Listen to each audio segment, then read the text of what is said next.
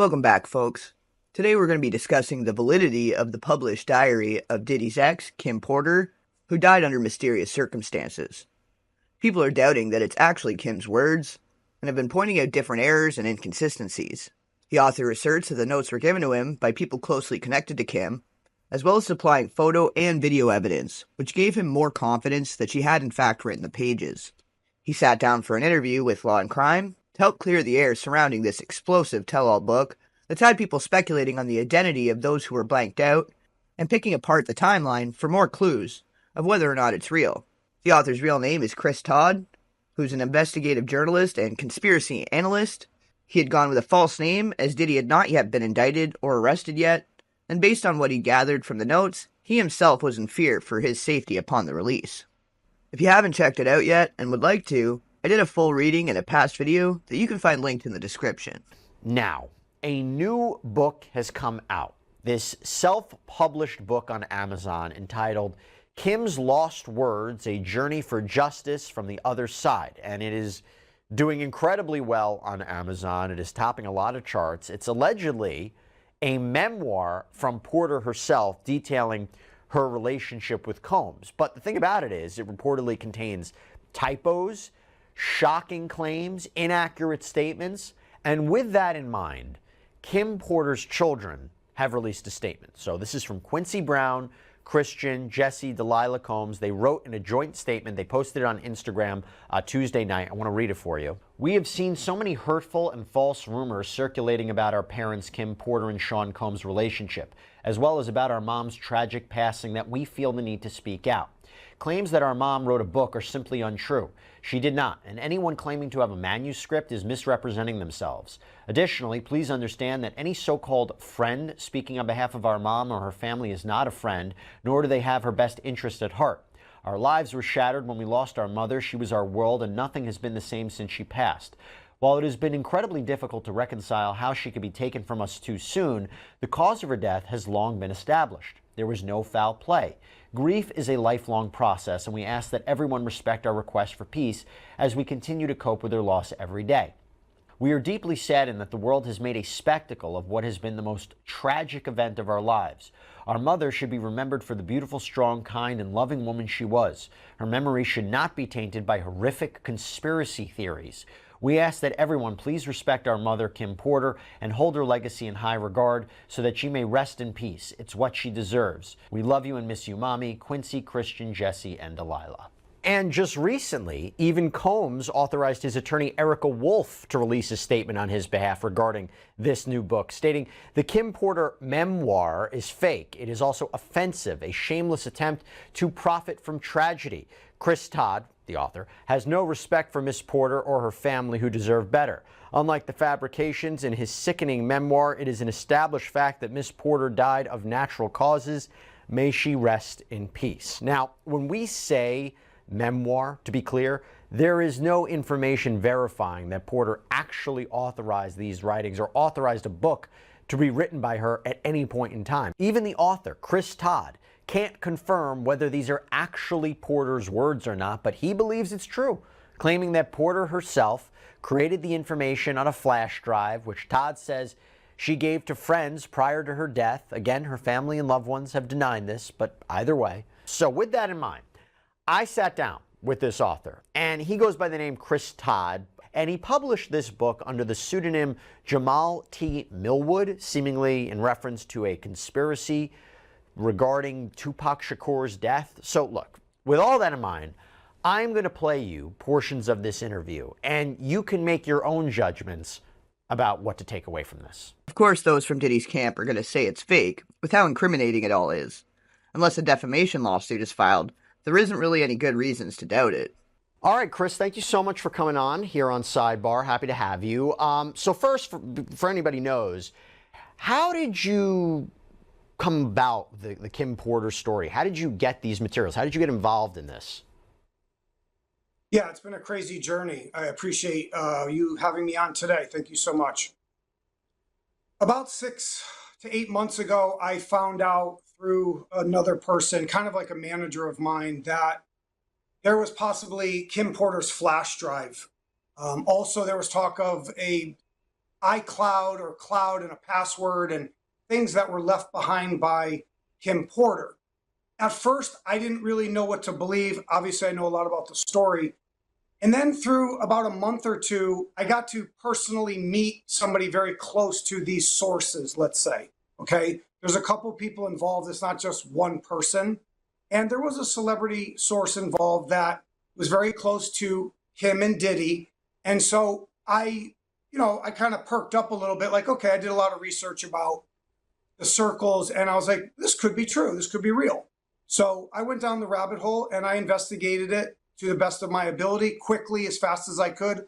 This is a big story. It's moving 1,000 miles an hour right now. And I do believe what I was given is real. Can you share with us where this hard drive came from, how it was found, this flash drive, I should say? Where was it found? Or it just came out of... Flash drive? Yeah, where did it come from? This flash drive was held onto for 5 years. This flash drive is from Kim Porter. Any reason why it was held onto? I know you're not going to reveal the name of your source or where you got it from, but why? Can you tell us why it was held onto for so long? I think these people were afraid. Because what's the main theme? What's the main theme here? In the book, or in the we're talking about the book, or are we talking about? Yeah, what's the main theme of the book, and also your interpretation of why it was held onto? You said there was a concern there. Well, what's the main theme? Through our PIs right now, we do have some evidence that Kim Porter may have been poisoned and murdered. And we actually, before you came on, we did an earlier sidebar episode where we had an expert on who said that it would be difficult to find a poison that would mask the symptoms of lobar pneumonia, that it wouldn't make sense to him that the findings from the Los Angeles County Medical Examiner's Office would be incorrect. They're a very thorough group. Why would he be wrong? I'm not saying he's wrong, but we need to listen to the people that are online, even these online sleuths, the bloggers. A lot of information comes out from this kind of community. And there's talk of toxins being in her system at first. It was called deferred at first, then it was changed. But how do you separate people who always have conspiracy theories and rumors versus legitimate facts? I mean, you believe that there's something here. You said you did your independent research. How can you tell our viewers and our listeners that there's something more here legitimately and not just listening to the noise out there? I'm really more focused on the book right now, and the memoir. As for investigating, doing the autopsy, looking at the autopsy close, okay, I'm open to that. Yeah, but mainly I'm focused on the memoir. So let's talk about this. How do you know for sure it's her words? It's a memoir from her, because it's in typewritten, right? It's you would say that it was from a computer. How do you know it's from her? Yeah, it's a great question, and I'm getting that asked all the time. I work a lot of cases. Okay, I claim to have solved the 2 most famous cold cases in history. Okay, I like to think I'm good at what I do. So when they came to me, and when I work with any whistleblower or source, I don't always believe them. I don't believe everything they say. I put them through my test, by my feel, my spirituality, forensics. There's a lot of things that I do. Dealing with the sources and the people that I've contacted closely, obviously it's a dark story. It's dangerous. I'm familiar with this. Whistleblowers and sources don't always tell you everything. They don't show you metadata. They don't show you things that are going to trace it directly to them. So, like I said in the Rolling Stone article and another one that's coming out today or tomorrow, if you put my feet to the fire and God asks me life or death, do you know it's 100% her flash drive? No, I do not. But based on my feel, I prayed on it, and I felt I was to take a leap of faith, so I came forward with it.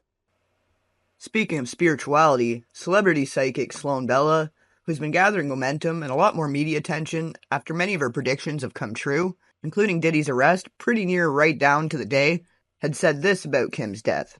When I see the nasal spray on the week before she died, I see it like a magnet. So a magnet with a red end and the magnet part, the gray at the end. And you know, if you do pencil shavings with a magnet and you hold it up, the pencil shavings stick to it like that. She inhaled this up her nose. Pencil shavings. And I don't know what is in pencil shavings exactly. I don't even know what it is anymore. But whatever those little particles of toxic metal are what was in the nose spray. This is kind of what I'm feeling. Can I prove it? No. But I'm feeling this. This is the energy I'm feeling. So some sort of metals or toxic metal in the nasal spray. And I'm feeling that this was unknown to her. So I get up, I use the nasal spray, I walk around, I don't feel good. There's a weird taste in my mouth. I'm not feeling well. I do have a cold. How did I get the cold? I don't know. Probably from the kids, probably from the kids in the neighborhood touching some, who knows, right? It's all before the 2020 lockdown stuff. So who knows where she got it. But then I'm feeling the nose spray. And I'm getting like a blinding pain behind my eye here on the day that she passed. Some people would say, why publish it if you're not 100% sure? Well, I also am an investigative producer, an author. I'm a storyteller. A lot of my fans know me very well. And the media in Hollywood, a lot of times, they don't want the truth. So they do projects and stories and unscripted and scripted that are not always completely 100% true. I'm no different than them. I would like to turn this book into a movie or a series, and we're shopping that right now. What, from reading these pages, what is your overall takeaway? If this is in fact Kim Porter's memoir, what is your takeaway from it? It's disturbing. It's dark. It's sad. This is an abused woman telling her story. When I first read the whole thing, I only had a couple pages at first. Now, as for the tapes, I've been told that I can have access to the tapes. What are the tapes? First, start there. What tapes are you talking about? The big ones. You're talking about sex tapes. Yeah, but with very famous people. Okay, so talk to us about what you were told about the tapes. That if I pass the test, they trust me, I will be the one to do it. Who's they? The sources and the people around the community of Kim and Diddy. And with all due respect, why wouldn't they bring that information to law enforcement? Why wouldn't they just drop it in, CNN's or ABC or any other news outlet's mailbox? Why come to you as opposed to law enforcement or another media organization? If one of the people are underage in the sex tape, I have to, per my attorney, go to the FBI. I'm not going to comment right now if I'm in possession of the tapes or not, per my lawyer. So, but to answer your question, these people are scared. And what you're saying, like, well, if they just dropped it off at CNN or they just emailed it, that's not the appropriate way to do this. Considering there are over 50 anonymous alleged victims being represented in this case that were not adults at the time of the crimes, he makes a really good point. Okay, well, I mean, look, you're in a very interesting position right now, and clearly a lot of people are very interested in what you've presented. But I mentioned this before, I'm going to mention this again. As you know, this has been met with criticism. Porter's family and friends say this memoir is a fake. Al B. Shore says it's fabricated, that it's offensive. Reportedly also came out and said, quote, a significant suit headed right for the heads of the responsible parties who dragged my name into this. Porter's friends, Kimora Lee Simmons, LaWanda Lane, told Rolling Stone that they don't know you at all. Lane said every page in that book is false, that Porter wouldn't write a memoir, that she would never write a memoir, that she liked her life to be private. Rolling Stone also reported that a source close to the Combs family says the family is exploring all of their options and saying, quote, the baseless pages in the book not only misrepresent Miss Porter's lived experience and legacy, but also continue to cause unnecessary distress to her loved ones. And her children came out with a statement today on Instagram, which I read before. What's your reaction to all that? Well, that's a little funny, considering Al B. Shore has mentioned that Kim was writing a memoir before she passed and is asking for her case to be reopened. R&B star and Mount Vernon, New York native Al B. Sure, who also had a relationship with Porter prior to Combs and shared a son with her, taking to Instagram in a series of posts calling for the truth, in his words, to be uncovered. "I'm writing this post," he says, "to formally request an investigation into an entire group of individuals who worked at or around the residence of Miss Kimberly Porter." I'm just being obedient. It's now time to speak up. There's a lot to it, a lot to unfold. Kim Porter. Yes, my ex Kim Porter, my son's mom, Quincy. You know. Do you think something shady happened there? Absolutely. Porter was found dead in her Southern California home after experiencing flu-like symptoms for 4 days. The coroner ruled her death natural, with the cause listed as labor pneumonia. In the Instagram post, Al B. Sure references the recent indictment, but doesn't actually mention Combs by name, something he also refused to do in our sit-down. I don't speak with other men or other men's business. Whatever is going on with this gentleman, that's for him to deal with it and his counsel. Al B. suggested Kim was writing a memoir that would have exposed those around her. His Instagram post describing Porter's death as a tragic murder. The people want the truth. There's people writing me from all over the world, thanking me. What you just said, I know I'm still reading this stuff. I can't even keep up with it right now. I've actually have to hire people to read the stuff. We have to think about who these people are talking about. They're possibly talking about the devil. So if they say it's not real, remember who's saying that, okay? A lot of people believe it's real. A lot of African Americans believe it's real. They're telling me, they're calling me. I'm talking to all the bloggers and podcasters because I'm an open book. I talk to the little people. So my point is, I still am assessing what's being said by everybody close. I get it. But this is what happens, just like on my other cases. Yeah, they said they didn't do it too. And it turned out to be I was right. So, like I said, this is going to play out. I can't say I'm 100% right this second, but I'm not pulling that book down. Under my First Amendment, my civil rights, I'm not pulling it down. Are you prepared to potentially be sued over this? Absolutely, I'm already prepared. And also, let's remember, Amazon, Jeff Bezos owns the Washington Post. Okay? I'm sure he's for freedom of speech and also some form of free press. I've been blocked and censored by the media for years, and I'm not going to bring it up. Everyone can do their own homework. It's not happening to me anymore. So if he's prepared for a defamation lawsuit to be brought upon him, he must have enough evidence to prove its legitimacy. So there was a quote from you in that Rolling Stone article where you say, "If I'm so hot and my story and project's #1 on Amazon, where is everybody? Where's my agent? Where's CIA? The people I called for 12 years. I'm trying to explain to you this is not about Kim Porter. It's about Chris Todd." And I wonder if somebody could interpret that statement and say, you know, he's taking this and he's saying whatever he needs to say for fame and fortune. It's not about getting the real message out there. It's not about getting Kim Porter's story out there. It's about Chris Todd. What would your response be to that? You know, I worked really hard to get to this point. And the other case that I did recently, that was supposed to happen like this. That was supposed to go viral, and it didn't. And that's up to God. I don't control that. Obviously, we're here at this moment, and it's probably the biggest scandal story in America right now.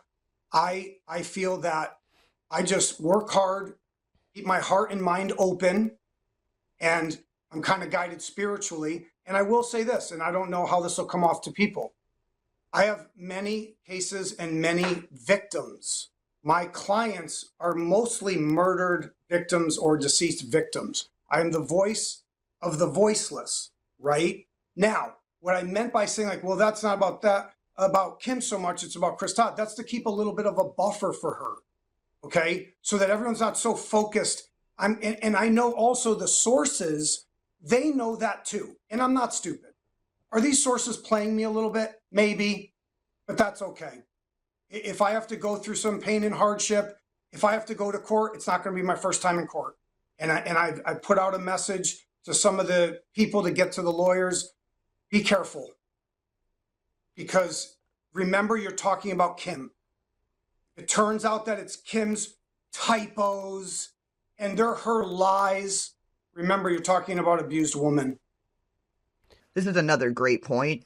One thing a lot of people are pointing out is that there's a lot of timeline discrepancies, but when you've gone through years of trauma and abuse, your memory can easily become fragmented, and timelines can become blurred, which is part of what makes it so difficult for trauma survivors to be taken seriously. And would you be willing to submit these papers to an independent auditor of some kind or an independent agency to verify that it's, her work? I don't know how they would be able to do it, but because it's not handwritten. But if there was a mechanism in place to independently verify it, would you do that? I have some things I haven't released yet that can show very much more that this is really hers.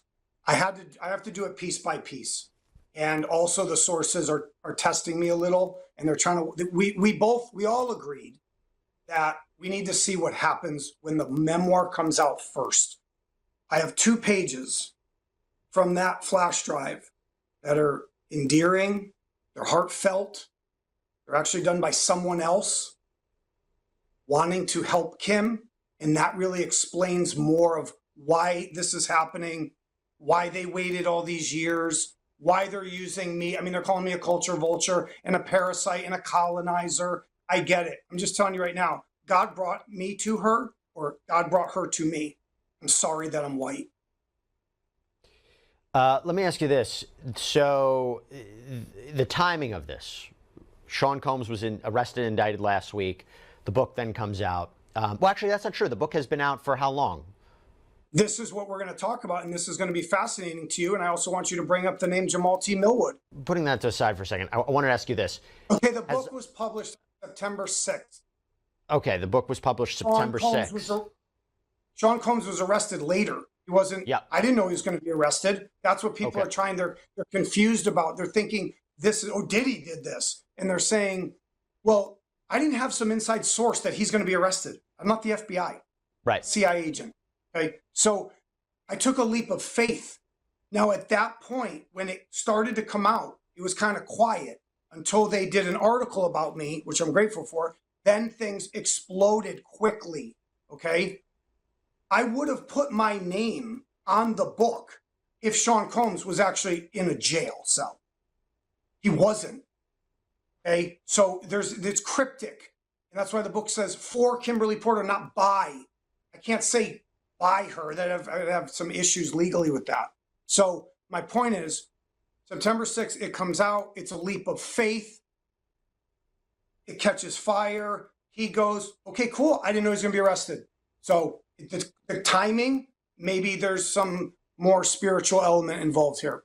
Has law enforcement gotten in touch with you after this this book became so public? The book became published and these allegations came out, or not even allegations, the words that you published. Has the law enforcement reached out to you? I cannot comment on that. This is definitely a lot more complex and far-reaching than the feds and the MSM are allowing you to know at this time. Okay. So, Chris, before we finish up, what do you want people to take away from this? And again, because you're in this very interesting position, what are you hoping people take away from this, and what can they expect within the next 6 months? I want people to hear and feel Kim's voice. So that I didn't write that book. None of it. I edited some of it. I moved some formatting around to help her punch at the end of the chapters. I put the disclaimer in. I X'd out certain people. They didn't want me to. They wanted to burn the forest down. I X'd out a couple people and situations, and I removed the photos also from the book. I am going to release the photos probably today. As to what happens. What photos? What photos do you mean?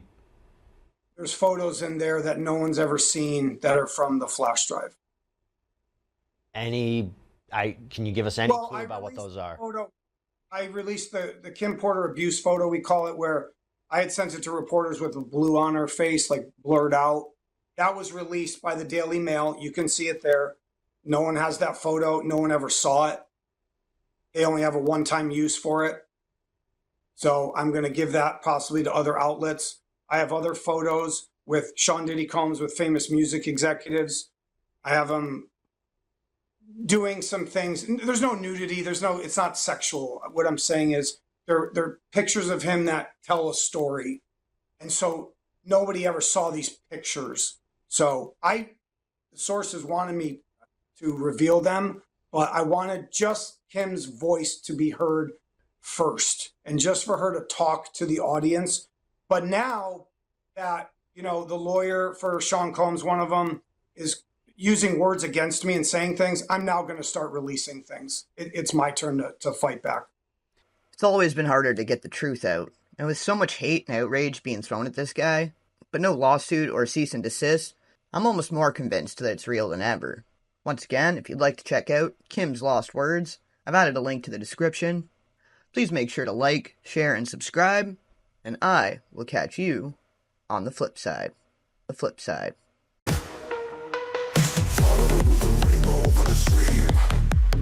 Follow with a fellow who follows the tree.